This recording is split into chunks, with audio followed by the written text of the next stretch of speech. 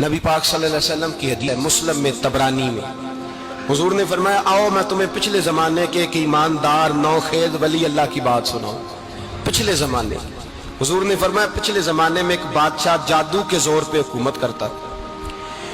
جب وہ ایک جادوگر اس نے رکھا ہوا تھا تو جادوگر اس کو جادو بتاتا، وہ جادو کے زور پر حکومت کرتا۔ جادوگر بوڑھا ہو گیا تو کہنے لگا بادشاہ کوئی نوجوان میرے پاس بھیج دے، اب میں بوڑھا ہو گیا ہوں میرا پتہ کوئی نہیں کب مر جاؤں۔ ایک نوجوان کی ڈیوٹی لگائی، بڑا زیرک سمجھدار، اپنے رعایا میں سے چن کے جو ذہین فطرت مزاج بچہ تھا وہ اس نے لگایا۔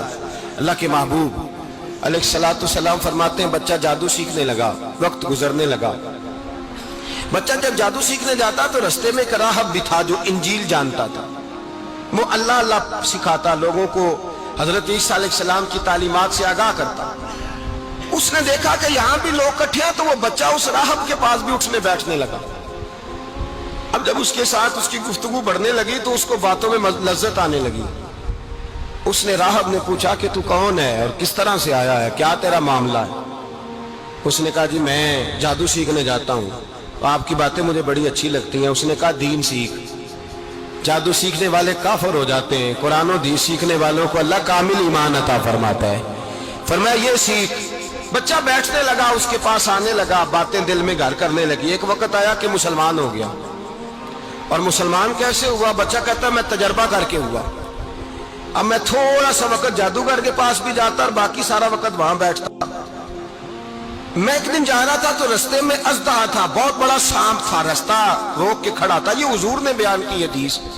نبی پاک صلی اللہ علیہ وسلم فرماتے ہیں بچہ کہتا ہے کہ رستے کے اندر سانپ ہے، رستے بند ہے، لوگ چھتوں درختوں پہ چڑھے، ہراش ہے۔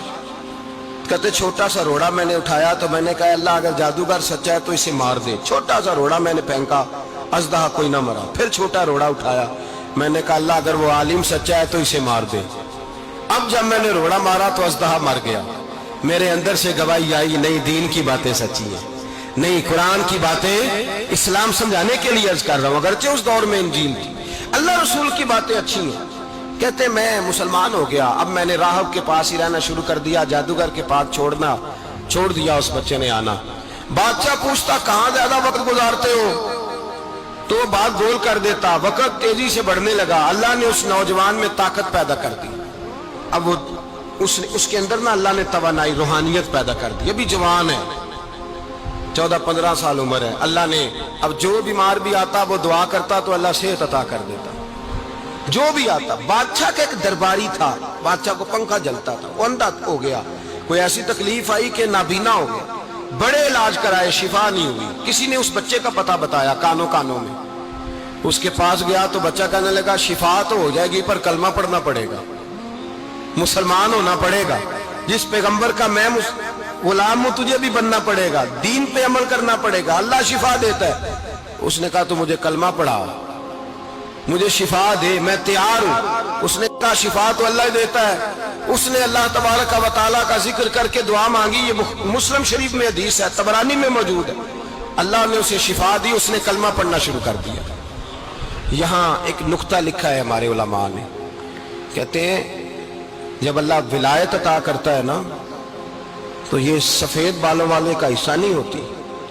اگر جوانی میں کوئی آدمی توبہ کر کے تصوف کے رستے پہ چلتا ہے تو سب سے زیادہ ولایت اللہ اسے عطا فرماتا ہے، سب سے زیادہ ولایت اس کے پاس ہوتی ہے۔ ابھی اس کے بال کالے ہیں، چڑھتی جوانی ہے، دعا کی تو اللہ نے، اور حدیث پاک میں موجود ہے کوڑے آتے تو شفا یاب ہو جاتے، اندھے آتے تو شفا یاب، برس والے آتے تو اللہ سے دے، جوان ہے۔ بادشاہ کے پاس وہ واپس گیا، وہ جو آدمی جس کی آنکھیں ٹھیک ہوئی تھی۔ بادشاہ نے پوچھا کہ کیسے شفا ملی؟ تو کہنے لگا میرے رب نے شفا دی ہے۔ بادشاہ سجدے کراتا تھا، اپنے آپ کو منواتا تھا، معاذ اللہ، کہنے لگا میرے علاوہ کون رب ہے؟ اس نے کہا وہی رب ہے جس نے تجھے پیدا کیا ہے، اور وہی رب ہے جس نے مجھے اندھے کو آنکھیں دی ہیں، وہی ہے میرا مالک۔ کہا اچھا تو مجھے نہیں مانتا؟ کہا نہیں میں اپنے رب کو مانتا ہوں۔ بادشاہ نے اسے سزا دی، ستایا، اس نے بچے کا پتہ بتایا، پھر بچے کو بلا کے ستایا تو اس راہب کا پتہ بتایا، راہب بھی قتل ہو گیا، نابینا بھی قتل ہو گیا۔ بادشاہ نے کہا سپاہیوں سے اس بچے کو لے جاؤ اور پہاڑ کی چوٹی پہ جا کے نیچے پھینکو تاکہ مر جائے. بچہ پہاڑ کی چوٹی پہ گیا تو ہاتھ اٹھا کے کہنے لگا یا اللہ میرے لیے نہیں اپنے لیے، میرے لیے نہیں اپنے لیے انہیں اپنی قدرت کے جلوے دکھا. میرے لیے نہیں، اللہ کے بندے اپنی جان بچانے کی دعائیں نہیں مانگتے، اپنے لیے انہیں اپنی قدرت کے جلوے دکھا. یہ دعا مانگی، جتنے لوگ ساتھ آئے تھے وہ سارے زمین پہ گرے اور سب مر گئے، پہاڑ سے گر کے مر گئے. بچہ واپس سیدھا بادشاہ کے پاس کہنے لگا لو بھائی میرے رب نے مجھے بچا لیا ہے. جوان کا ایمان دیکھو، میرے رب نے مجھے، بولو میرے اللہ نے مجھے ایمان کی گواہی دے رہا ہے، میں بچ گیا ہوں، تو جھوٹا ہے میرا رب سچا ہے. اس نے کہا لے جاؤ اس کو دریا میں، کشتی میں بٹھاؤ، بیچ دریا کے جا کے دھکا دے دو. بیٹھے کشتی میں، دریا کے بیچ گئے اور جب جا کے وہاں اس کو دھکا دینے لگے تو اس نے کہا اللہ میرے لیے نہیں اپنے لیے انہیں اپنی قدرت کے جلوے دکھا. بس ایک طوفان سا آیا، جتنے سپاہی ساتھ آئے تھے ڈوب کے مر گئے.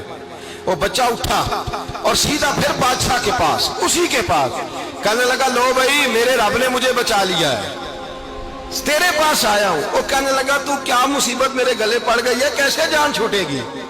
تو بچہ کہنے لگا اگر تو مجھے باندھے درخت کے ساتھ اور سارے ملک کو بلائے، لوگوں کو اکٹھا کرے، پھر تو مجھے تیر مارنا، میں تجھے بتاؤں گا کیسے مارنا ہے، میں مر جاؤں گا. اللہ کا بندہ نوجوان ایمان دیکھو، مرنے کے طریقے بتا رہا ہے، میں تجھے بتاؤں گا میں کیسے مروں گا. یہ بات کہی، بادشاہ نے سارا مجمع جمع کیا، ملک سارا باہر آ گیا، درخت کے ساتھ باندھ دیا.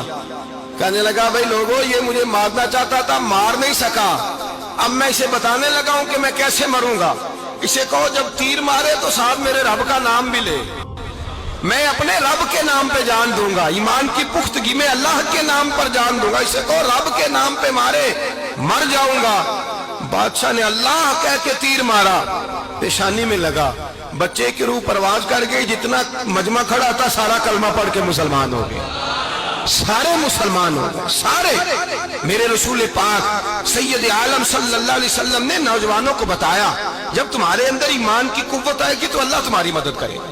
فرمایا وہ نوخیز ولی تھا، ابھی جوان رانا تھا، ابھی اس کی پیشانی پر جوانی کے آثار تھے، لیکن اس نے اللہ کو راضی کیا، رب کریم کو راضی. ولایت کا مطلب بڑھاپا نہیں، ولایت کا مطلب وہ نہیں کہ جب بڑا لمبا وقت گزر جائے تو پھر آدمی آئے کہ نہیں اب کیا کرنا ہے، اب مسجد ہی ہے، اب تو اس کے علاوہ گزارا ہی کوئی نہیں. تو اس وقت کا آنا اللہ کی بارگاہ میں قبول تو ہے، لیکن شاباشی اسی کو ملتی ہے جو جوانی کے وقت آئے، جو عین اس وقت آئے جو وقت میرے رسول پاک